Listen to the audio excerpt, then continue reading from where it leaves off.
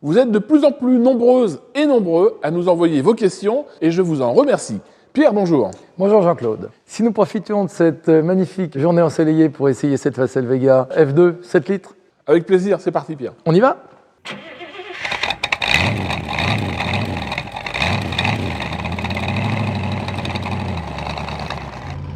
Alors Pierre, merci de me recevoir à bord de cette très belle auto.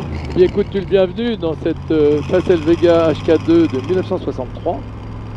La voiture est intéressante parce que c'est la voiture avec la plus forte cylindrée que Facel Vega est construite. C'est une 7 litres.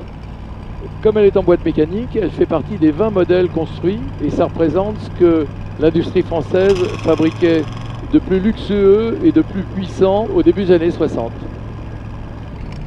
C'est une voiture après laquelle j'ai couru pendant quelques années avant de pouvoir l'acquérir à l'intention d'un de mes clients qui cherchait absolument ce modèle. Et je l'ai trouvé chez un petit garagiste en province qui l'avait acheté à son premier propriétaire. C'est donc une deuxième main. Elle n'a pas couru que 52 000 km d'origine. Et le petit garage en question, quand il a ouvert les portes de son vieil atelier, cet atelier recelait 3 Hispano, une 275 GTB4 avec 20 000 km d'origine, enfin en tout une vingtaine de voitures plus intéressantes que les autres. Et donc il a bien voulu me céder celle-ci pour mon client. Il faut savoir que les Facel Vega sont très rares, sont de plus en plus difficiles à trouver et les chiffres de production sont infimes. Donc aujourd'hui il est extrêmement compliqué de trouver une même voiture que celle dans laquelle je t'emmène. Donc c'est véritablement une auto d'exception. Oui, absolument. Alors nous avons refait la mécanique. Comme la voiture avait trop peu roulé, 52 000 km, elle était restée très longtemps sans rouler. On a refait la mécanique entièrement, donc on a refait les freins évidemment. On a mis des jantes Borani neuves et on a maintenant une voiture qui est absolument parfaite à conduire et qui ne demande qu'à avaler du bitume. Qu'est-ce que ça nécessite comme précaution pour rouler avec tous les jours? Aucune. La seule précaution à prendre, c'est pousser à son maximum à grande vitesse. Il faut absolument anticiper l'arrivée des virages parce que la tenue de route n'est pas tout à fait au niveau des performances de la voiture. Sinon, ça peut s'utiliser en ville ou d'une façon absolument normale. C'est une voiture utilisable au quotidien. Et sur un long trajet? C'est extrêmement confortable parce que la voiture est très vaste. On a une masse d'air disponible gigantesque. Donc c'est une voiture d'autoroute avec laquelle on peut envisager d'aller visiter les grands musées italiens ou de traverser l'Europe. Elle a été conçue dans cet esprit. Elle a été conçue pour les routes libres des années 60 où, je te le rappelle, on n'avait pas de limitation de vitesse et on pouvait avaler l'autoroute pour le peu d'autoroute qui existait à grande vitesse. Donc c'est vraiment l'esprit de cette voiture. Fiabilité? Extrême puisque c'est un moteur américain. Donc une fois qu'il est refait, c'est inusable. L'électricité est plutôt bien faite pour une voiture relativement artisanale. Donc en fait, quand la voiture est restaurée, la fiabilité est excellente. N'oublie pas que ce qui fait la fiabilité d'une voiture de collection, c'est pas tellement sa conception d'origine, c'est plutôt la façon dont elle a été préparée avant d'être vendue.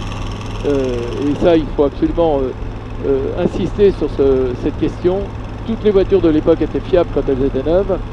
Elles ont cessé de l'être quand elles ont été usées et elles ne le sont toujours pas si elles sont mal restaurées. Mais une voiture bien restaurée aujourd'hui, quelle que soit son époque, on peut tout à fait l'utiliser et elle sera fiable.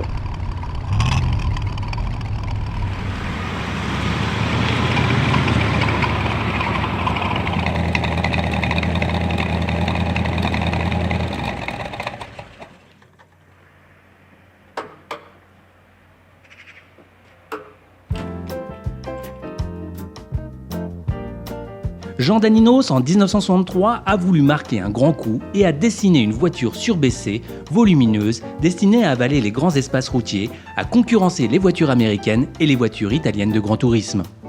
D'où le choix d'une motorisation très musclée puisque nous sommes en présence d'un moteur Chrysler V8 Typhon de 7 litres de cylindrée, développant dans cette configuration à peu près 400 chevaux, ce qui est beaucoup pour l'époque et en faisait certainement la voiture française la plus rapide sur nos routes.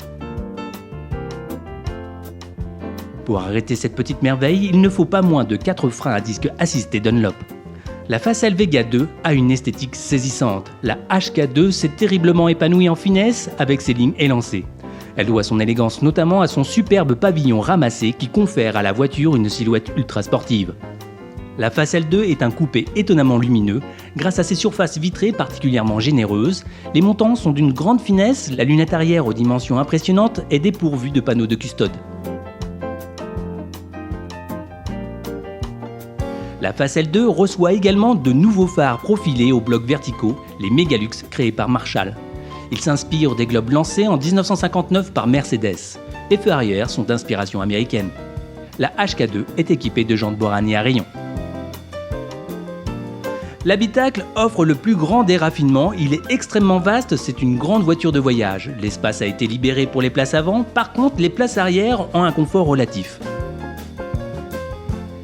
Sur l'extraordinaire planche de bord, sur lequel est reproduit la loupe d'orme, élégance toute anglaise, seuls le contour et le tachymètre font face au conducteur.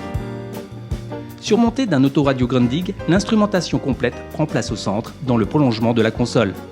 Petit détail, une petite prise de courant en 12 volts permettait d'utiliser le rasoir électrique offert aux heureux propriétaires.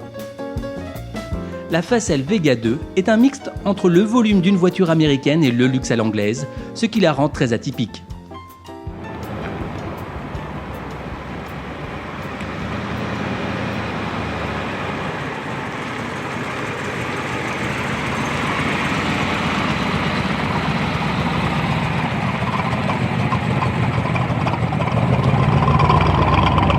Déjà, moi, Pierre, je suis très agréablement surpris par le confort de cette auto. L'assise. Oui, bon, l'ergonomie est très bien étudiée. Et pour quelqu'un de grand comme toi, ça ne doit pas poser de problème d'installation ni de position de conduite. Et ce qui est très intéressant, c'est que le volant est bien vertical. J'aime pas avoir les volants en biais quand je conduis.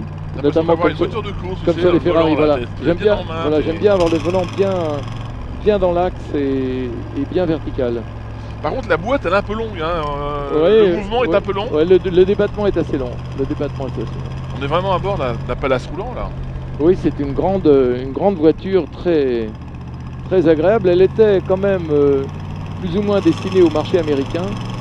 Donc les volumes avaient été calculés largement, de façon à avoir beaucoup d'espace vital pour des grands voyages. Il y a un son moteur qui est exceptionnel. Oui, on est très proche du bruit d'un Riva, parce qu'il faut savoir que Chrysler envoyait en Europe des moteurs chez Facel Vega et chez Riva. Voilà, donc en fait c'est normal que le bruit soit très voisin. Donc là c'est une boîte 4, hein. C'est une boîte 4, oui. Donc c'est la boîte d'origine? C'est la boîte d'origine. La voiture est strictement d'origine. Elles ont toutes été fabriquées en boîte 4? Oui. Il y a tellement de puissance de couple dans ce moteur que c'était pas nécessaire d'avoir une 5e vitesse à l'époque. Moi ce qui me surprend aussi c'est l'espace vitré qu'entoure cette auto. Oui, le pare-brise d'ailleurs est étonnant. Il faut savoir qu'à l'époque à l'usine, le pare-brise posait des problèmes de montage et pour monter un pare-brise on en cassait 2 ou 3. C'est encore vrai aujourd'hui, donc c'est une voiture dont il faut prendre un soin jaloux concernant les vitrages principaux, c'est-à-dire celui de devant et derrière. Bah écoute Pierre, moi j'ai été agréablement surpris par l'essai de cette auto, par son comportement, cette motorisation, cet espace vitré aussi, qui est assez surprenant quand même. Pierre, merci pour ces moments exclusifs et de passion à bord de cette auto. Ce 26 minutes passion arrive à sa fin. Toute l'équipe Motor Collectors qui m'a aidé à préparer ce magazine vous remercie de votre fidélité et je vous donne déjà rendez-vous le mois prochain pour un nouveau magazine. En attendant, restez prudents sur nos routes et à très bientôt.